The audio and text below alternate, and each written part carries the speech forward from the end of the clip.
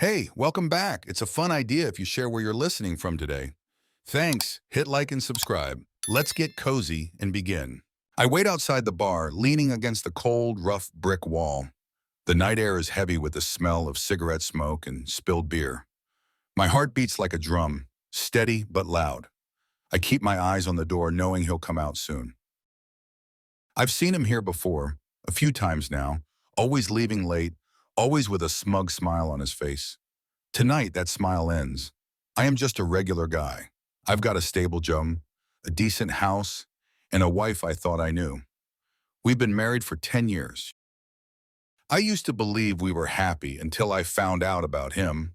It wasn't a discovery, really, more like a slow, gut-wrenching realization. Her late nights at work, the sudden interest in her appearance, the coldness in our bed. I ignored the signs at first, blamed myself even. Maybe I wasn't giving her enough attention, but then I found the messages on her phone, the explicit photos, the plans they made while I was out of town. That's when something in me snapped. I still love her. Maybe that's why this hurts so much. Love and betrayal twist together inside me, a sickening mix. I remember when we first met, her laugh, the way she looked at me like I was the only man in the world. I thought we had something real, something strong, but now all I feel is rage. It's like a fire that won't burn out, no matter how much I try to smother it, and it's all directed at him, the man who thought he could take what's mine. The door swings open and there he is, stepping into the dim light of the street lamp. He's tall, muscular, dressed too sharply for this place. He doesn't see me at first, too busy pulling out his phone, probably texting her. My hand tightens around the mask in my pocket. I take a deep breath, feeling the cool fabric against my skin as I pull it over my face. It's like armor, hiding my identity, but also giving me the courage I need. As he walks past me, I take a step forward. "Hey, bastard," I call out, my voice low but steady. He turns surprised, but he doesn't have time to react before I swing the bat at his ribs. The sound of impact is sickening, a dull thud that echoes in the alley. He doubles over, gasping, but I don't stop. I bring the bat down again, this time aiming for his kneecap. He crumples to the ground, his phone clattering beside him. Forgotten. I stand over him, breathing hard, watching as he writhes in pain. There's no satisfaction, no relief, just a cold, empty feeling. I've crossed the line and there's no going back. But in this moment, as I stare down at the man who thought he could steal my wife, I know one thing for certain. He'll never do it again. I swing the bat again and again, each blow landing with a sickening crunch. His screams echo in the alley, raw and desperate, but I don't stop. I can't stop. My mind is blank, driven by a single primal urge, to destroy the man who destroyed my life. I feel his ribs give way under the force, the bones shattering beneath the wood. Blood sprays, warm and sticky, but I barely notice. My heart pounds, my breath comes in ragged gasps, and all I can think is that he deserves this. He deserves every bit of it. When I finally stop, he's lying on the ground, broken and moaning, barely conscious. His face is a mess of blood and swelling, his body twisted at unnatural angles. I step back, dropping the bat. It clatters against the pavement, the sound loud in the sudden quiet. My hands are shaking, covered in his blood. For a moment, I just stare at him, my chest heaving, the reality of what I've done starting to sink in. He's not dead, not yet at least, but he's close and I know it. Part of me feels a rush of satisfaction, a dark, twisted pleasure in seeing him suffer. He took my wife from me and now I've taken that everything from him. But another part of me, a part that's slowly growing louder, is horrified. This isn't who I am, or at least it wasn't who I thought I was. I stumble back, ripping the mask off my face. The cool night air hits me, and I gulp it down, trying to steady myself. My thoughts are racing, bouncing between triumph and panic. What if he dies? What if someone saw me? What the hell have I done? I can't stay here. I have to get out of here now. My hands fumble as I grab the bat and the mask, shoving them into a nearby trash bin. I don't even think about the fingerprints. I just need to get away, to get as far from this place as possible. I turn and walk away, trying to keep my pace steady, normal. My heart is still racing, my skin crawling with fear, but I make it to my car without seeing anyone. The streets are deserted, thank God. I slide into the driver's seat, my hands gripping the wheel so hard my knuckles turn white. For a long moment, I just sit there, staring out at the empty street, my mind reeling. Then slowly I turn the key in the ignition, the engine roaring to life. I pull out of the alley and drive, forcing myself to stay calm, to act like nothing is wrong. But everything is wrong. I can't go back to my normal life, not after this, not after what I've done. I keep driving, not even sure where I'm going. I just know I need to put distance between me and that alley, between me and him. My thoughts are a tangled mess, guilt, fear, anger, all swirling together. I keep seeing his face, bloody and broken. Every time I close my eyes, I keep hearing the sickening crack of his bones, the sound replaying over and over in my head. Eventually, I pull over to the side of the road, my whole body shaking. I rest my forehead against the steering wheel, trying to calm down, trying to think, what do I do now? I can't just pretend this didn't happen, but I also can't let anyone find out. If they do, I'm finished. My life is over. I don't know how long I sit there, just breathing, trying to pull myself together. But eventually I realize I have to go home. My wife will be waiting for me, wondering where I am. I can't let her suspect anything. I have to act normal. I wipe my hands on my pants, trying to clean off the blood, and force myself to start driving again. When I get home, the house is dark. I slip inside quietly, not wanting to wake her. But as I close the door behind me, I hear a voice from the living room. "Where have you been?" I freeze, my heart skipping a beat. She's sitting on the couch, a glass of wine in her hand, staring at me with a mix of concern and suspicion. I force a smile, trying to keep my voice steady. "Just out for a drive." Needed to clear my head. She doesn't say anything, just keeps looking at me, her eyes narrowing. She's been distant lately, ever since I found out about the affair. I wonder if she knows I know. I wonder if she even cares. The tension between us is thick, a chasm that's been growing wider with every passing day. "Is everything okay?" she asks, her voice softer now, but still wary. "Yeah," I lie, walking over to sit beside her. "Everything's fine." She doesn't believe me. I can see it in her eyes. But she doesn't press further. Instead, she leans in, her head resting on my shoulder. I can smell the wine on her breath, feel the warmth of her body against mine. For a moment, I almost forget what I've done, almost lose myself in the familiar comfort of her touch. But then she asks, "Have you heard from him?" My blood runs cold. I force myself to keep my breathing steady, to keep the panic from showing on my face. "No," I say, my voice as casual as I can make it. "Why? He hasn't answered any of my calls." I'm starting to get worried. I swallow hard, my mind racing. Of course she's worried. He's probably lying in that alley, barely clinging to life. Maybe someone's found him by now. Maybe the police are already looking for whoever did this, looking for me. I try to play it off, shrugging like it's no big deal. Maybe he's busy, or his phone died. I'm sure he's fine. She doesn't look convinced. She drains the rest of her wine and sets the glass down, her expression troubled. "I don't know. I just have a bad feeling." I don't say anything, just pull her closer, hoping she'll drop it. But my mind is spiraling, the fear gnawing at me. If he dies, this won't just be an assault, it'll be murder. And I'll be the prime suspect. I need to calm down, need to think. But all I can feel is this growing sense of dread, like everything is about to come crashing down. I need to do something, anything, to keep from losing it. "Let's go to bed," I suggest, my voice barely above a whisper. She looks at me, surprised, but then nods. I take her hand, leading her upstairs, trying to focus on the feel of her skin against mine, on the warmth of her body. I need to distract myself, need to forget what I've done, even if just for a little while. When we reach the bedroom, I pull her into my arms, kissing her with a desperation that surprises even me. She responds, her body softening against mine, her hands sliding under my shirt. For a moment, I lose myself in the heat of her touch, in the familiar taste of her lips. This is what I need, something to take the edge off, to make me feel alive again. We fall onto the bed, our clothes quickly discarded, and for a while it's just us, just the physical connection, the raw, primal need. But even as we move it together, I can't shake the image of him lying in that alley, broken and bleeding. It's like a dark shadow lurking in the back of my mind, tainting everything. When it's over, we lie there in the dark, our breathing heavy, our bodies still tangled together. She's already drifting off, her head resting on my chest.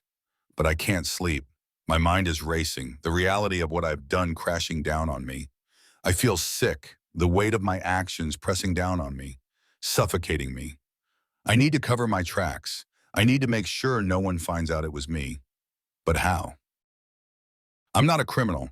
I don't know how to do this. Panic starts to creep in, my thoughts spiraling out of control. What if I miss something? What if there's evidence that leads back to me? I slip out of bed, careful not to wake her, and head to the bathroom.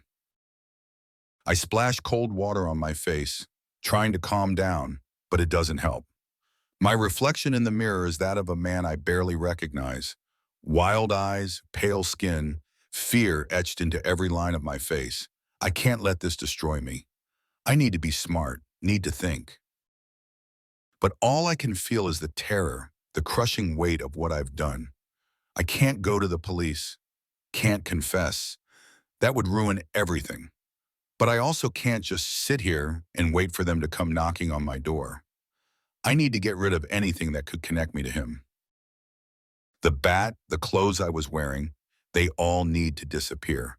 And I need to come up with a story, something to explain where I was, something that'll hold up if anyone asks. But even as I start to plan, a part of me knows it's only a matter of time before it all falls apart. The thought gnaws at me, refusing to let go, even as I try to push it aside. I've made my move, and now I have to live with the consequences.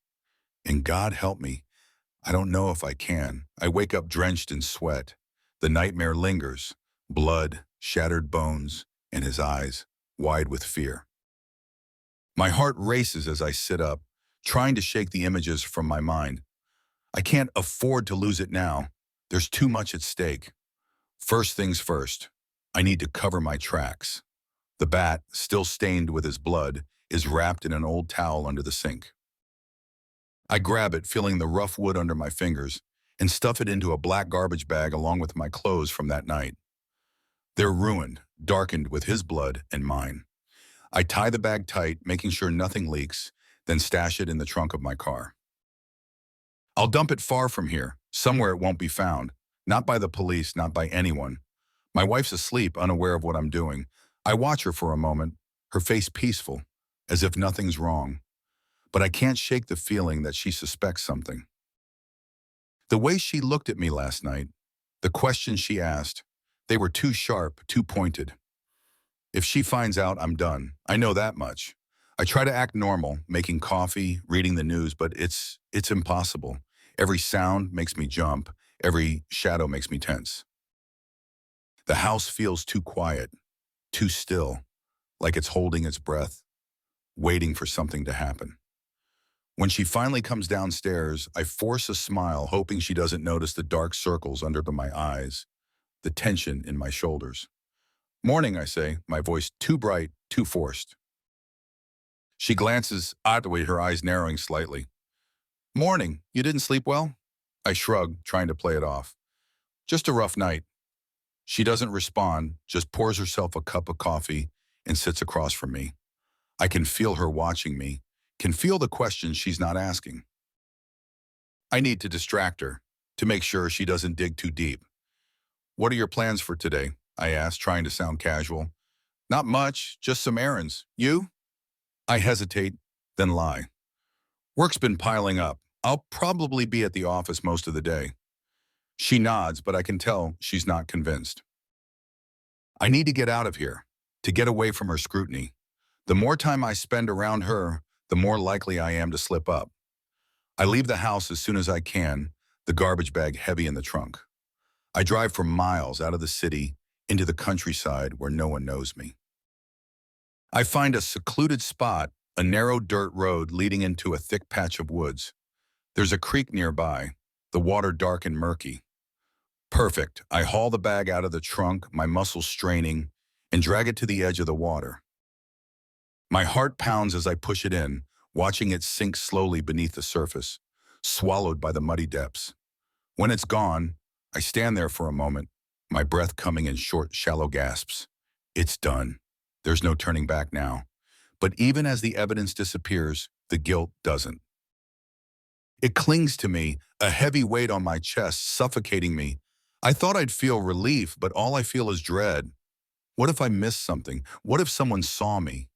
The paranoia is like a dark cloud, always hanging over me, never letting me forget what I've done.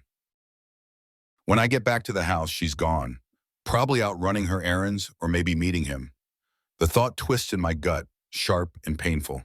Even after what I did, the jealousy still burns. But there's no time for that now. I need to keep my head clear to stay focused. I'm about to head to the shower when the doorbell rings. My heart stops. For a split second, I'm sure it's the police, here to arrest me. But when I open the door, it's just two men in suits, their expressions serious. "Mr. Hughes," one of them asks, his voice smooth and professional. I nod, trying to keep my face neutral. "Yes?" "We're with the police, Detectives Mills and Jackson. We're investigating a missing person and we'd like to ask you a few questions." My stomach drops. I knew this was coming, but it doesn't make it any easier. I force myself to stay calm, to act like I have nothing to hide. "Of course, come in." They step inside, looking around like they're already searching for clues. I lead them to the living room, my mind racing. I need to stay one step ahead, to make sure I don't say anything that could give me away. "What's this about?" I ask, trying to sound concerned but not overly so. "Mr. Hughes, when was the last time you saw Matthew Chambers?" My blood runs cold. They know his name, which means they know there's a connection between him and me.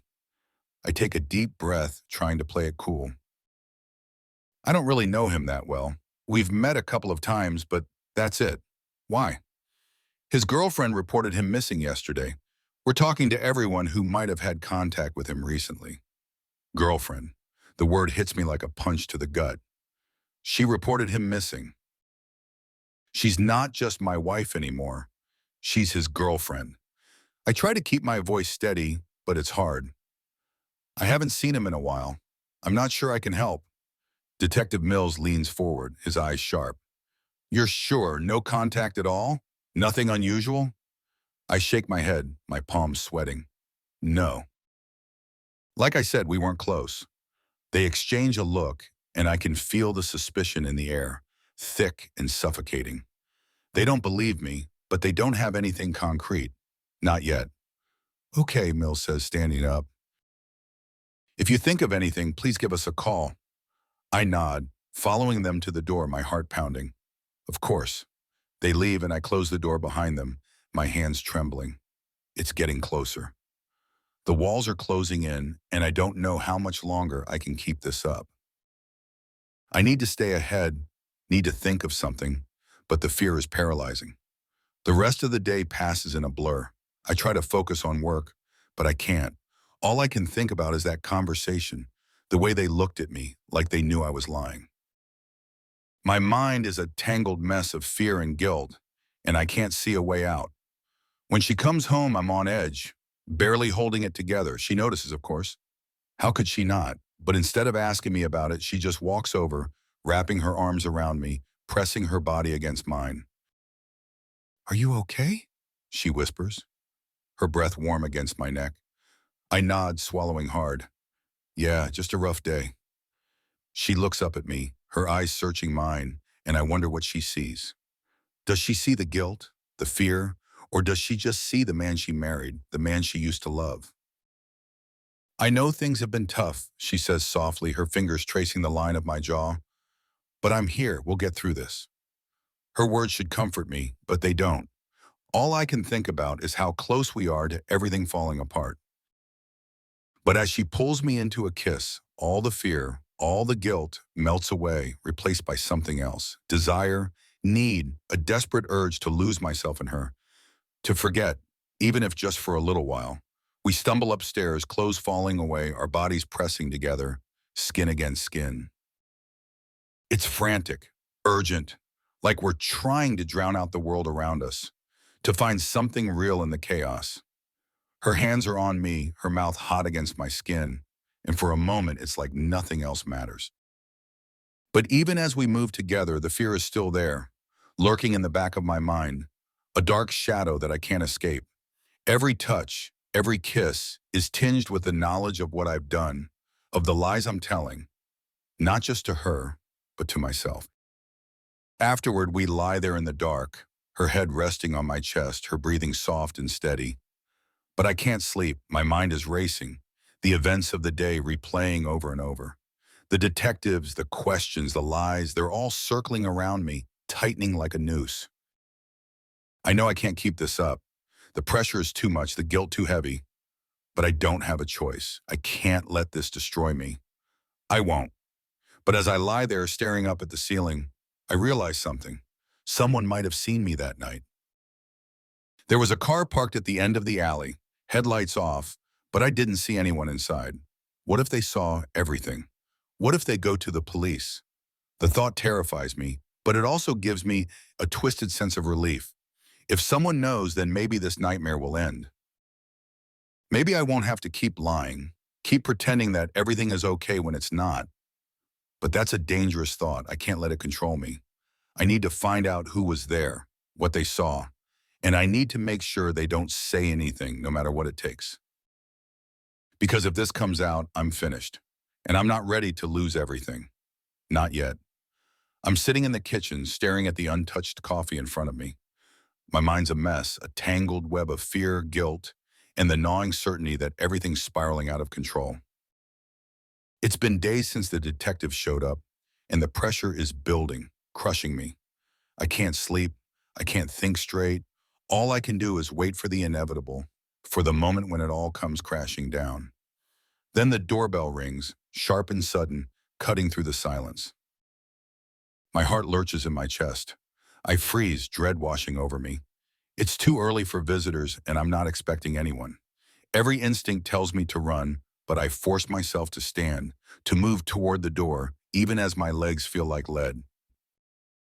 I open the door and there's a man standing there, tall and thin, with a smirk that sets my nerves on edge. He's not a cop, but something about him screams trouble. "Mr. Hughes," he says, his voice smooth, almost amused. "Yes," I manage to reply, my throat dry. "We need to talk." He doesn't wait for an invitation, just steps inside, brushing past me like he owns the place. I shut the door, my pulse hammering in my ears. "Who are you? Who you?" I demand, trying to sound confident, but my voice wavers. He turns to face me, his eyes cold and calculating. "Let's just say I'm someone who knows what you did." My stomach drops. The walls close in around me, the air thick with dread. "I don't know what you're talking about." He chuckles, a low, mocking sound that makes my skin crawl. "Don't play dumb. I saw you that night." I saw everything. The room spins and I grip the back of a chair to steady myself. He knows. He saw me. It's over. My mind races, scrambling for a way out, but there's none. He has me trapped. "What do you want?" I ask, my voice barely a whisper. "Money, of course," he says, as if it's the most obvious thing in the world. "And a lot of it, enough to keep me quiet." Desperation claws at me. I don't have that kind of money. And even if I did, how do I know he won't just keep coming back for more? But I can't let him go to the police. If he does, I'm finished. "I don't have much," I say, my mind spinning, "but I can get you something. Just give me some time." He smirks again, like he's already won. "I'll be in touch. Don't make me wait too long, Mr. Hughes. You wouldn't want things to get messy." With that, he turns and walks out, leaving me standing there, my heart pounding, my mind racing. I watch him go, dread pooling in my gut. I'm trapped, caught in a nightmare I can't wake up from. He's got me cornered, and I don't know what to do. I pace the kitchen, My thoughts a chaotic mess. If I pay him, he might stay quiet. But what if he doesn't? What if he comes back demanding more? I can't live like this, constantly looking over my shoulder, waiting for the other shoe to drop. But I can't let him go to the police. If he does, I'm done. I'll lose everything. My life, my freedom, my wife. I have to do something, but what? I can't think straight, can't see a way out. The fear is suffocating, pressing down on me, making it hard to breathe. Hours pass in a blur, and I'm no closer to a solution. My mind keeps circling back to the same dark place, the same terrible thought. There's only one way to make sure he stays quiet, only one way to protect myself, to protect my life. I can't believe I'm even considering it, but the more I think about it, the more it feels like the only option. I've already crossed a line, done things I never thought I was capable of. What's one more sin, one more crime? But this isn't just about protecting myself anymore. This is about survival, and I'll do whatever it takes to survive. When she comes home, I'm a wreck, barely holding it together. She notices immediately, her eyes narrowing with suspicion. She's been on edge ever since Matthew disappeared, ever since the detectives started poking around. I can see it in the way she looks at me, the way she avoids certain topics, certain questions. "Is everything okay?" she asks, her voice soft but guarded. "Yeah," I lie, forcing a smile. "Just a long day." She doesn't believe me, but she doesn't push. Instead, she steps closer, her hand resting on my arm. "You know you can talk to me, right?" I nod, the guilt twisting in my gut. She's trying in her own way to reach out, to bridge the gap that's grown between us. But I can't let her in, can't let her see the darkness that's taken hold of me. If she knew the truth, she'd never look at me the same way again. "I'm fine," I say, my voice tight. "Just tired." She hesitates, then nods, letting it drop. But I can feel the tension between us, thick and heavy, like a storm waiting to break. And I know deep down that this can't last. Something's going to give, and when it does, everything will come crashing down. Later that night, as she sleeps beside me, I lie awake, my mind racing. I can't stop thinking about him, about the threat he poses, about what I have to do to make sure he doesn't destroy my life. The decision is made, even if I can't admit it to myself just yet. I know what I have to do. And it terrifies me. The next day I make my move. I don't have much time, and I can't afford to screw this up. I call him, my heart pounding, and tell him I have the money. We arrange to meet that night in a secluded spot outside of town. It's perfect, dark, quiet, no witnesses. I can barely breathe as I prepare, my hands shaking as I check and recheck everything. I'm in too deep now, too far gone to back out. This is the only way, it has to be. When the time comes, I leave the house telling her I'm meeting a client. She doesn't question it, but I can see the doubt in her eyes. I kiss her goodbye, the guilt nearly overwhelming me, but I push it down, bury it deep where it can't stop me. The drive is long, the darkness pressing in around me. I try to focus, to keep my mind clear, but it's impossible. Every worst-case scenario plays out in my head, the fear gnawing at me. But I have to do this. There's no other choice. He's already there when I arrive, leaning against his car, that smirk still on his face. He thinks he's got me, that he's in control. But he doesn't know what I'm capable of, doesn't know what I've already done. "Do you have it?" he asks, his tone smug. I nod, pulling out the envelope of cash, my heart racing. He reaches for it, but I hold it back, forcing myself to meet his eyes. "After this, you're done." "You don't come back for more," I say, my voice steady despite the fear clawing at me. He laughs, a cold, empty sound. "Sure, whatever you say." He takes the envelope, and for a moment, I think it's over, that I can walk away. But then he looks at me, his eyes narrowing, and I see the shift in his expression. He's not going to let this go. He's going to keep coming back, keep bleeding me dry until there's nothing left, and I can't let that happen. The moment stretches out, the tension thick and suffocating. Then in a flash, everything snaps. I lunge at him, the knife in my hand, my mind blank with fear and rage. He barely has time to react before I'm on him, the blade sinking into his flesh. He gasps, his eyes wide with shock, blood pouring from the wound. I don't stop, can't stop. The fear driving me, the need to end this once and for all. His body goes limp, his blood warm on my hands, and then it's over. I stumble back, the knife slipping from my grasp, my breath coming in ragged gasps. He's dead. I killed him. The realization hits me like a freight train, the weight of it crushing me. I thought I'd feel relief, but all I feel is horror, the enormity of what I've done sinking in. But there's no time for that now. I need to clean this up, to make sure no one ever finds out. I can't let this be the thing that destroys me. I drag his body to the car, my hands slick with blood, my mind a blur. I know what I have to do, but every step feels like I'm sinking deeper into a nightmare I can't escape from. When it's done, when his body is hidden, the evidence destroyed, I drive home, the guilt, the fear, eating me alive. I drive home in a daze, the horror of what I've done sinking in with every mile. The witness's death plays over and over in my mind, a loop I can't escape. His blood is on my hands, literally, figuratively. I scrub them raw when I get home, but it's not enough. Nothing will ever be enough to wash this away. The house is quiet when I walk in, too quiet. She's not home yet, and the silence presses down on me, a heavy, suffocating weight. I'm alone with my thoughts, and they're a dark, tangled mess. I can't stop thinking about what I've done, the line I've crossed. I'm not just a man anymore, I'm a killer, and there's no coming back from that. I try to pull myself together to think clearly. I've covered my tracks as best as I can, but there's no erasing what happened. The fear gnaws at me, relentless. What if I miss something? What if the police find a clue, something that leads them back to me? I know they're closing in.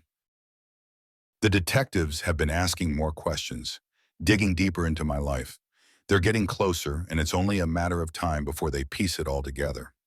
I can't let that happen. I need to stay one step ahead to protect myself, but how? I go through the motions of daily life, trying to act normal, but it's impossible. Every conversation, every interaction feels like a lie. The guilt is a constant presence, a shadow that follows me everywhere. I see it in her eyes when she looks at me, the doubt, the suspicion. She knows something's wrong, but she doesn't know the half of it. At night, I lie awake, the darkness closing in around me. I can't sleep, can't escape the thoughts that won't leave me alone. The fear, the guilt, the paranoia, it's all too much. I'm losing my grip, and I can feel it slipping away. Then one morning, everything changes. I'm going through the mail, trying to focus on the mundane, when I see it, a small, plain envelope with no return address. My heart skips a beat as I tear it open, my hands trembling. Inside is a single sheet of paper with 4 words scrawled in black ink. I know everything. Tick-tock. My blood runs cold. I stare at the note, my mind racing. Someone knows. Someone knows what I've done. But who and how? I've been so careful, so meticulous. But clearly it wasn't enough. Panic sets in, my thoughts spiraling out of control. This is it. This is the end. They're going to expose me, and I'm going to lose everything. My life, my freedom, my wife, everything I've been trying so desperately to protect. I need to find out who sent this. I need to stop them before it's too late. But how? I don't even know where to start. My mind is a blur of fear and desperation, the walls closing in on me. I can't stay here. I need to get out, to clear my head, to think. I grab my keys and head for the door, my hands shaking so badly I can barely hold them. I drive aimlessly, my thoughts racing, the note burning a hole in my pocket. I try to think logically, to figure out who could be behind this. Could it be someone who knew the witness? Someone who saw us together that night? Or is it someone closer to home? Someone who's been watching me, waiting for the right moment to strike. The possibilities are endless, and each one is more terrifying than the last. I can't trust anyone. Everyone is a suspect. And that means I'm alone in this, with no one to turn to, no one to help me. Hours pass and I find myself back at the house, no closer to an answer. The note is still in my pocket, a constant reminder that time is running out. Tick-tock. When she comes home, I try to act normal, but it's impossible. I'm a wreck, barely holding it together. She notices, of course. She always does, but she doesn't say anything, just watches me with those eyes that see right through me. Later, as we lie in bed, the tension between us is unbearable. She reaches for me, her touch gentle, but I pull away, the guilt too much to bear. I can't be close to her. Not now, not when everything is falling apart. Is everything okay? She asks, her voice soft, concerned. No, I whisper, the weight of it all crashing down on me. Nothing is okay. She tries to comfort me, to pull me close, but I can't. I'm too far gone, too consumed by the darkness that's taken hold of me. I turn away from her, the tears burning in my eyes, but I can't let them fall. I can't show weakness. Not now. The next day, I take the note to the police. It's a desperate move, but I'm out of options. I tell them I've been receiving threats, that I'm scared for my life. It's not a complete lie, but it's not the whole truth either. The detective who takes my statement seems sympathetic, but I can see the suspicion in his eyes. He doesn't trust me, and why should he? I'm a liar, a killer. I've dug myself into this hole, and now I'm trying to claw my way out, but it's no use. Days pass, and there's no word from the police, no new leads, no sign of the person who sent the note. The paranoia eats away at me, the fear a constant, gnawing presence. Every time the phone rings, every time I hear a car outside, my heart jumps, convinced it's the end. I start making mistakes. Small ones at first, forgetting to lock the door, leaving the house without my wallet. But then they get bigger, more noticeable. I lose track of time, miss meetings, forget important details. My boss notices, my colleagues whisper behind my back, but it's her who sees it most. She doesn't say anything, but I can feel her watching me, waiting for me to crack.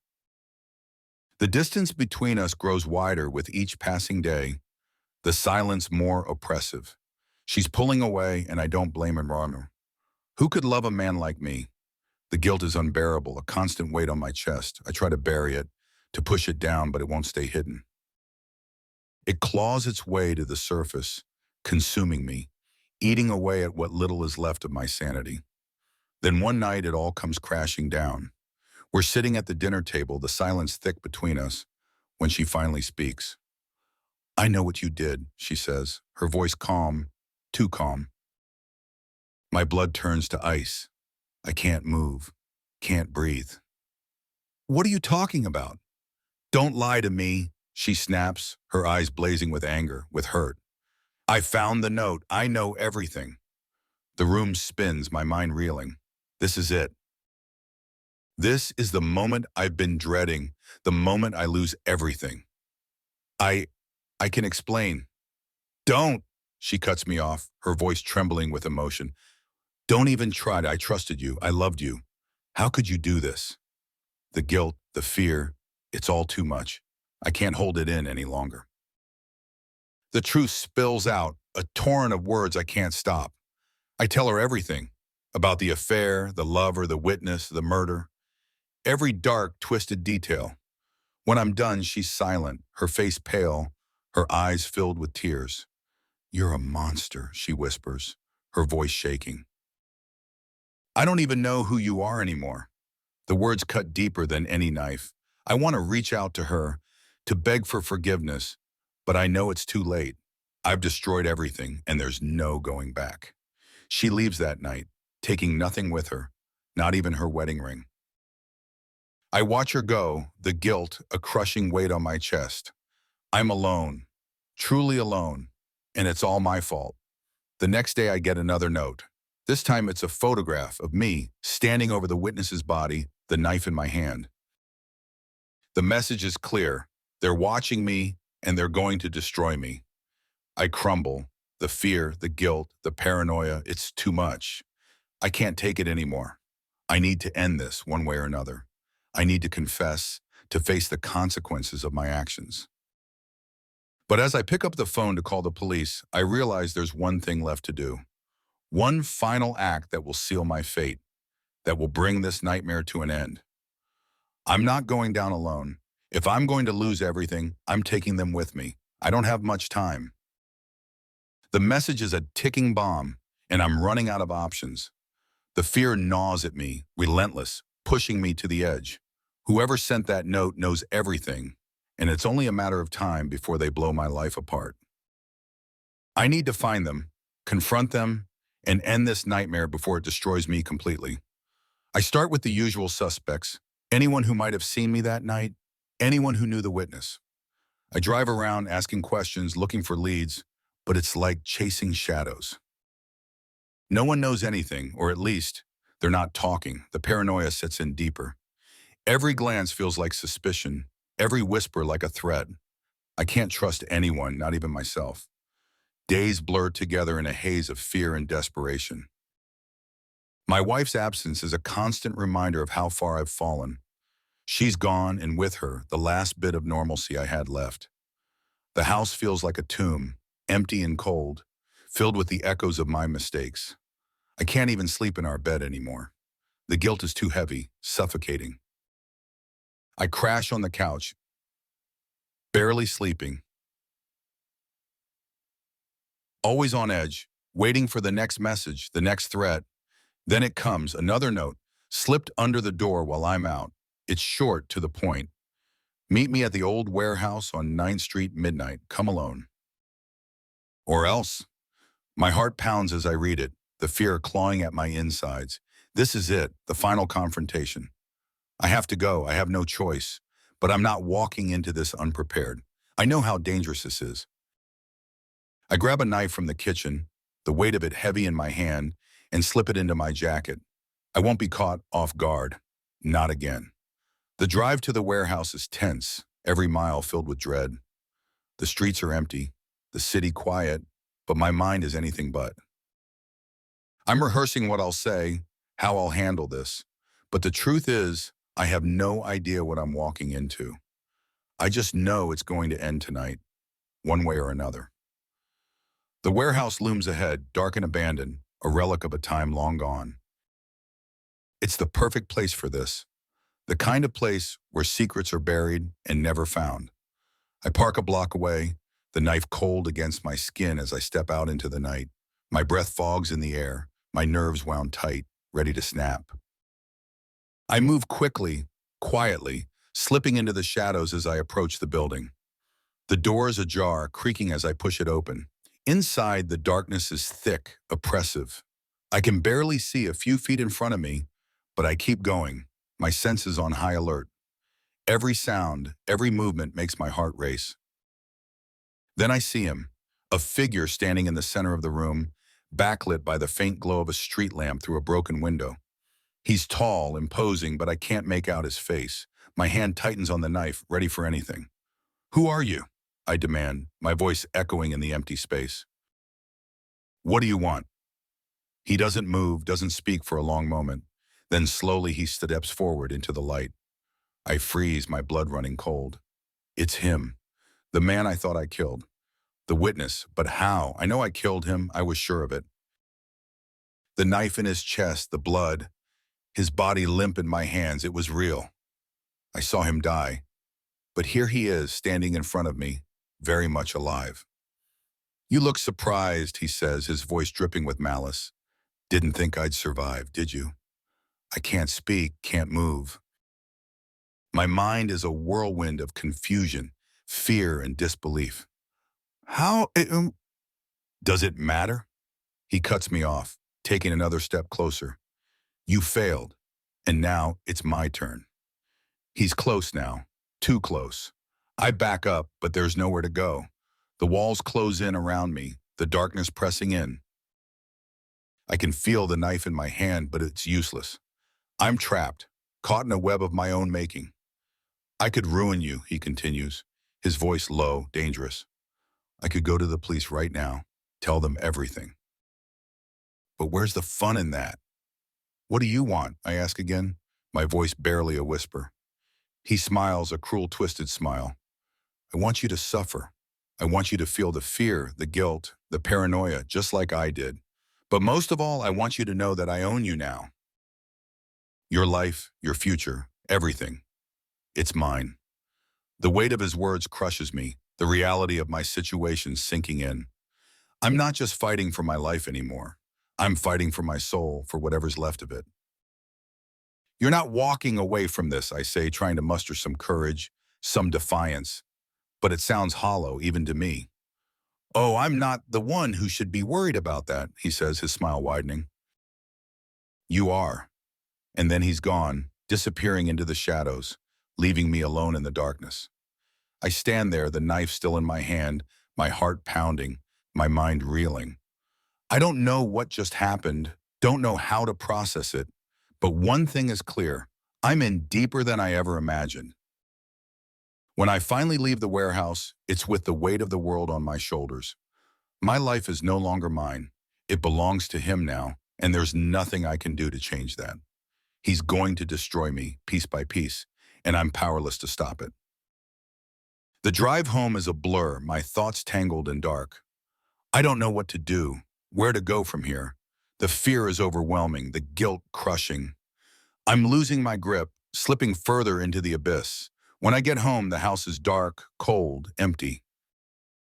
I collapse on the couch, the knife still in my hand, and just sit there, staring at nothing. The silence is deafening, the weight of everything pressing down on me. I've lost everything. Days pass and I'm a shell of my former self. I barely eat, barely sleep. I just wait for him to make his move, wait for the end. The fear is constant, a gnawing, relentless presence that won't leave me alone. Every noise, every shadow sets my heart racing. Then one morning I wake up to find another note. This one is different though. It's not a threat, not a taunt. It's an address, a place I recognize, a cabin up north, secluded, far from prying eyes. I know what this means. It's a final call, a last chance to end this. But it's a trap, I'm sure of it. He wants me to go there, to walk right into his hands. But what choice do I have? I can't keep living like this, in constant fear. I have to confront him, once and for all. The drive to the cabin is long, the tension building with every mile. The fear is there, yes, but there's something else too, resolve. This is it, the final confrontation. One way or another, it ends tonight. When I arrive, the cabin is dark, silent. I step out of the car, the knife hidden in my jacket, and approach the door. My heart pounds in my chest, my breath coming in short, sharp bursts. I'm ready for anything, or so I think. The door is unlocked. I push it open, the creak loud in the stillness. Inside, it's dark, the air thick with anticipation. I step inside, my hand on the knife, and close the door behind me. And then I hear it, a voice, low and mocking. I knew you'd come. I whirl around, but it's too late. The lights snap on, blinding me, and I'm surrounded. He's there, along with two other men, all of them grinning, all of them ready. I've walked right into his trap, just like he wanted. Welcome to the end, Mr. Hughes, when he says, stepping forward, his eyes cold. This is where it all falls apart. The fight is brutal, savage.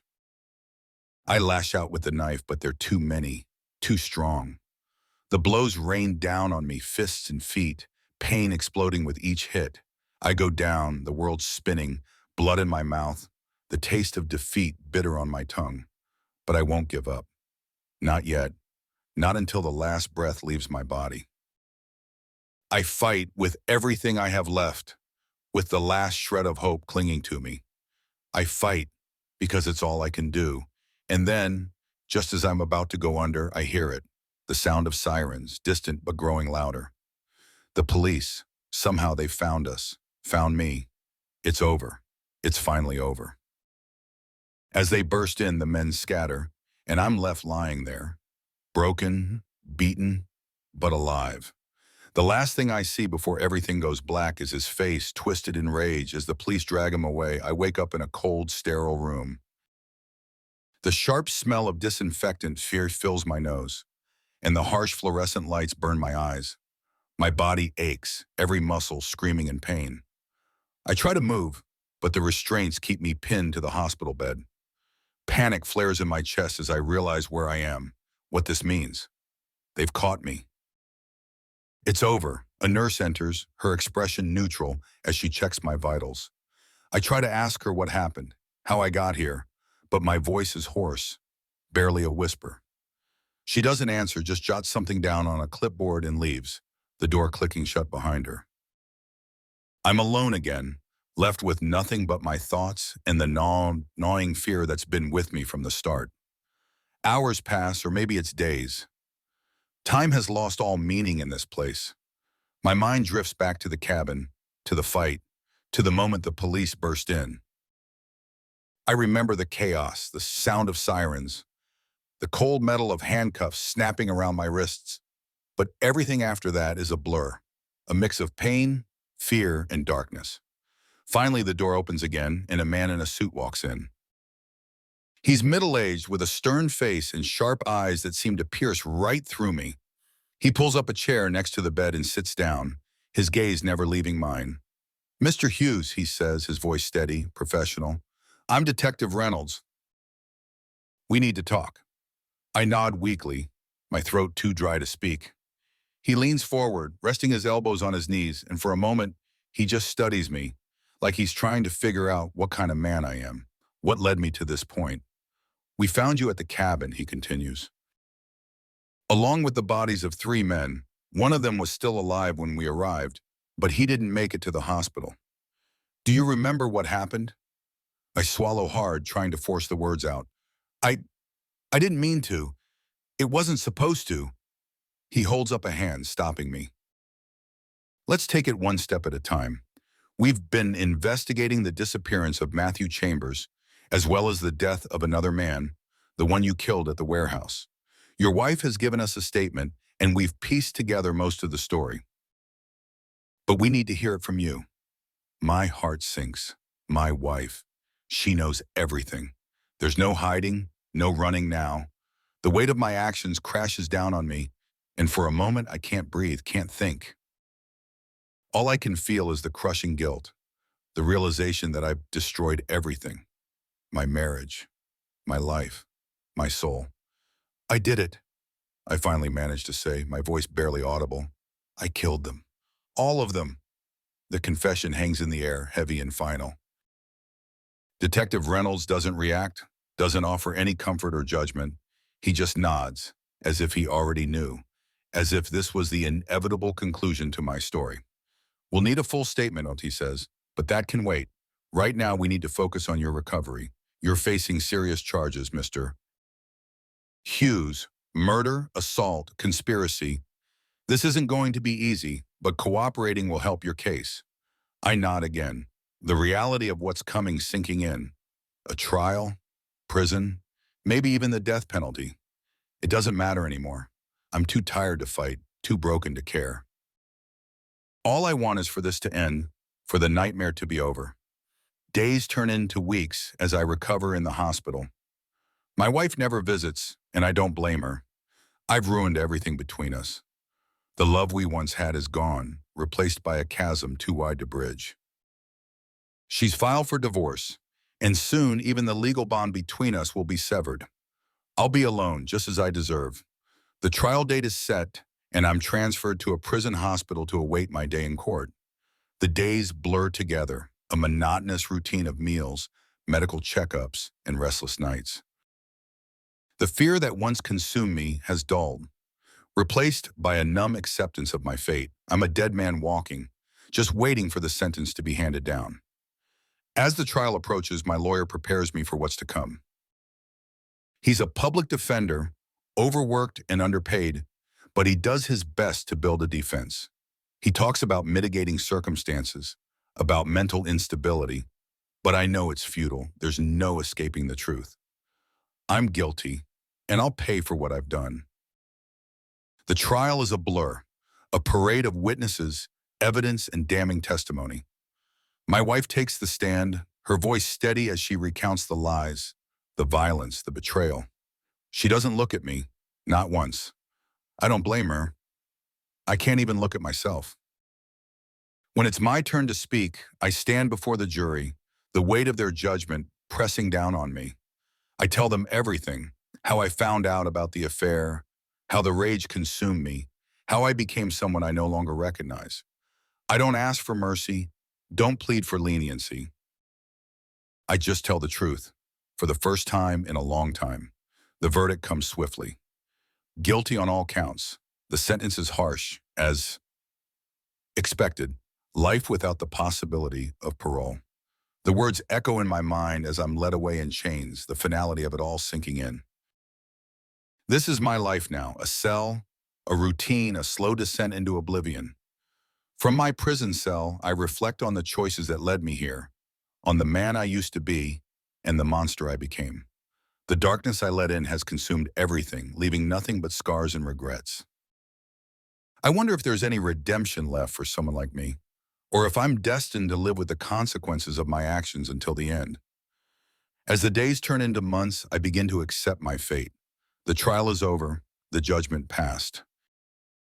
But a part of me still wonders what could have been if I had made different choices, if I had sought help instead of revenge. It's a question that haunts me, one that I'll never have the answer to. But life goes on, even in here. I adapt to the routine, to the solitude. And slowly I start to find a strange sense of peace, a quiet acceptance of the life I've built and the penance I must pay. The future is uncertain, the path ahead shrouded in darkness. But I'm still here, still breathing, still fighting to find meaning in the wreckage of my life. And as I sit in my cell, staring at the bars that confine me, I know one thing for sure: the journey isn't over yet.